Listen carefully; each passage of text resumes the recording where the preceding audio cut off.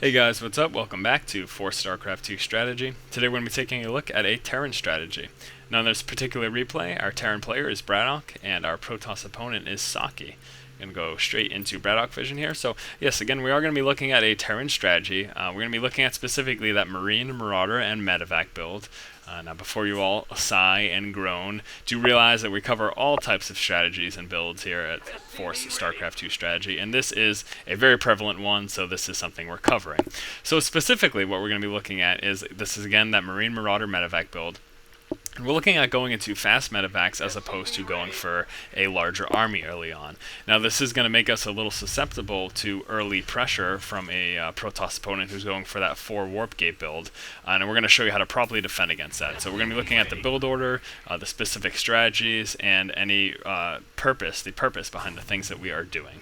So starting off with that standard 10 supply depot and following that up with the 12 barracks. Now we're going to be getting a scout from our Protoss opponent here, doing some incredibly annoying probe scouting, just basically attacking your units while you're trying to build stuff, and then pulling back, letting their shields recharge, and attacking again. Probably one of the most frustrating things in the entire world to deal with, but it's just something you always have to deal with as a Terran player. So here comes that 12 barracks here, and as soon as that's up, we're going to want to go ahead and produce a Marine to fend off this probe and get his annoying butt out of our base. And there is our 13 Refinery. So again, this is that Marine Marauder Medivac build, and we're going to be looking at going with 2 barracks and then teching up to a factory and a starport, as opposed to running off of 3 barracks. Now this is one base play. We're not going to be transitioning into expanding in this particular replay, but off that one base play, that's how you can maintain basically about 2 barracks worth of units coupled with that medevac production. Now people say, well, why do you put limits on these certain things? Like for example, something I say often is you can usually run off 4 warp gates as Protoss, or two warp gates in a robotics facility, or 2 warp gates in a starport if you're producing void rays or immortals or something like that. And people say, well, what's with these limitations on these buildings? The limiting factor typically is our Vespian gas here.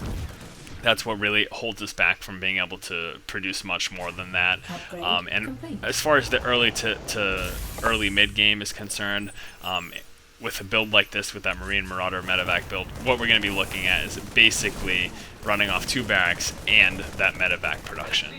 If we were to hold off on the medevac production, we could run off of 3 or 4 barracks at that point. But again, we're going for those faster medevacs for the healing ability as well as the mobility that it allowing us to lift off our units and drop into our opponent's base. So that's particularly what we're going to be looking at. But again, teching up to something like that is going to make us susceptible to early 4-gate pushes from our Protoss opponent. And we're going to show you particularly how you should be dealing with that. Basically, we're going to be looking at having a bunker at the front of our base, as well as pulling some SCVs to help with the defense and repairing that bunker. Have had a lot of people ask me about walling off against Protoss opponents as well as other Terran opponents while you're playing Terran. People are saying, well, you know, why in this particular matchup or why in this game is your Terran player not walling off? Is he terrible? No, there's a particular reason behind this, and something you should really take note of is, especially the games that we're looking at from professional level players, they don't wall off for a reason. They don't just not wall off because they're lazy or they don't feel like it. There is a method behind the madness, if you will. And again, when you're looking at professional players, just, you know, have the thought in the back of your head that they probably know what they're doing there. They probably have a good idea. Moving into our opponent's base, we do kind of suspect a warp gate build or some sort of fast tech because of this first assimilator here, and we did see that second assimilator warping in as well. But back to that blocking off. The reason you don't block off as Terran versus Protoss and other Terran opponents is it really can cause unnecessary building loss that can put you in a really bad position. For example, if we had a push out here from our Protoss opponent, and he had some Zealots and Stalkers pushing at the front of our base, he could easily kill off our supply depots before we could do much damage to any of his units. And then if we were to push in and kill off our units, we would be under supply, we would be supply capped. So oversupply. We would be oversupply, would be supply capped, and we wouldn't be able to produce any additional reinforcements. So if we got in that position where he pushed up, he killed off our supply depots, he moved in, he killed our units, then we would be screwed, basically, because we wouldn't be able to make any more. We'd have to wait for additional supply depots to be built. Now, having the supply depots back here, we don't have to worry if he pushes up about losing them. We can just use our bunker here. We can use that to house our units and help fend off any attacks.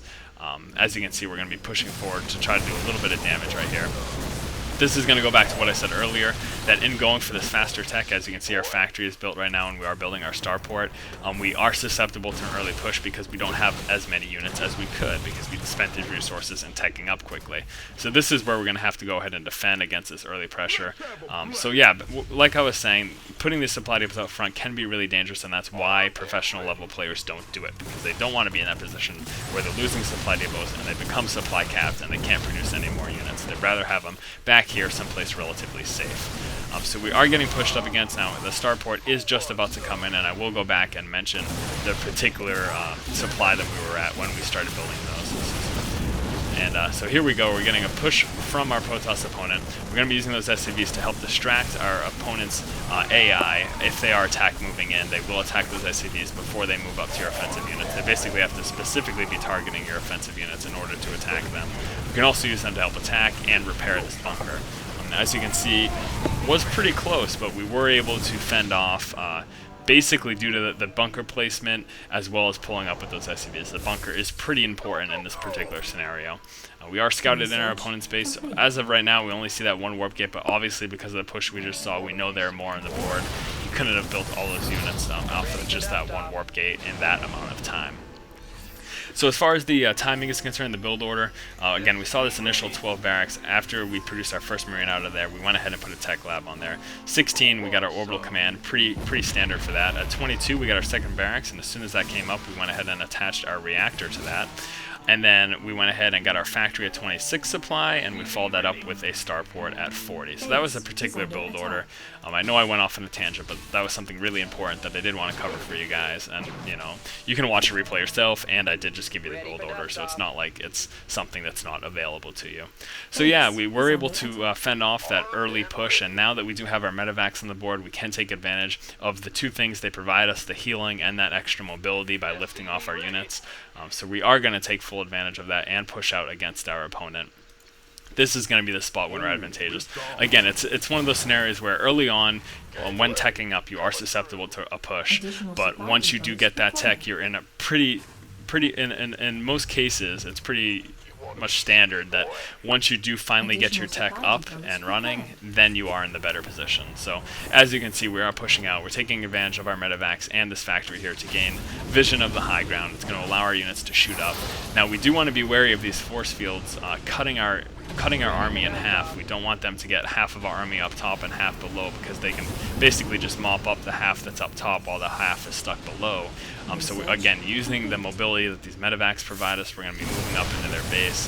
Now they do push back their units because they saw that we're dropping off in their base. So we're going to just pick off buildings up until the point they decide to push out against us. Now they basically waited until our stim pack was done, which is a smart idea.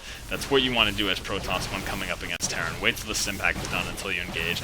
Knowing this, we pulled back, we healed up a little bit, and then we moved back in, engaging stim pack and then engaging his army. You can see some good micro here, pulling our units back, pulling this half away that's engaged with these zealots. You don't want to allow your ranged units to become engaged with zealots because they're not going to fare very well. So pull them back whenever capable, and then basically again with some good micro, this extra healing that we're getting from these Medivacs, we were able to take out his army, and that's pretty much going to be the end of the game. So yeah, I mean, this is, again, what we looked at was going for that faster tech for these Medivacs in this particular Marine Marauder Medivac build, as opposed to going for that early army. The dangers it can pose to you from those early pushes, but we also showed you how to properly defend against those. Going to take one more look at that build order. Started off with that standard 10 supply depot, followed that up with the 12 barracks. We get that initial Marine out of that barracks to push out any probe scouts that might be in our base. Then right after that, we went ahead and we attached our tech lab there. Now 13, we got our refinery. 16, Orbital Command, pretty standard there. 22, we got our second barracks. As soon as that came up, we went ahead and we attached our reactor to that. Then at 25, we went ahead and we got our second refinery, because we are going to need a decent amount of gas in order to produce these Medivacs. Right after 25, at 26, we got our factory started. And then once the factory was done, we lifted it off, moved it out to get some scouting information to see precisely what our opponent was doing. And then at 40 supply, we went ahead and dropped our Starport. Now again, to fend off any early pushes, you are going to want to drop a bunker at the front of your base. It's going to be really beneficial to you. Bring up some SCVs because you are low in army because of teching up. Use them to repair, use them to distract your opponent's AI.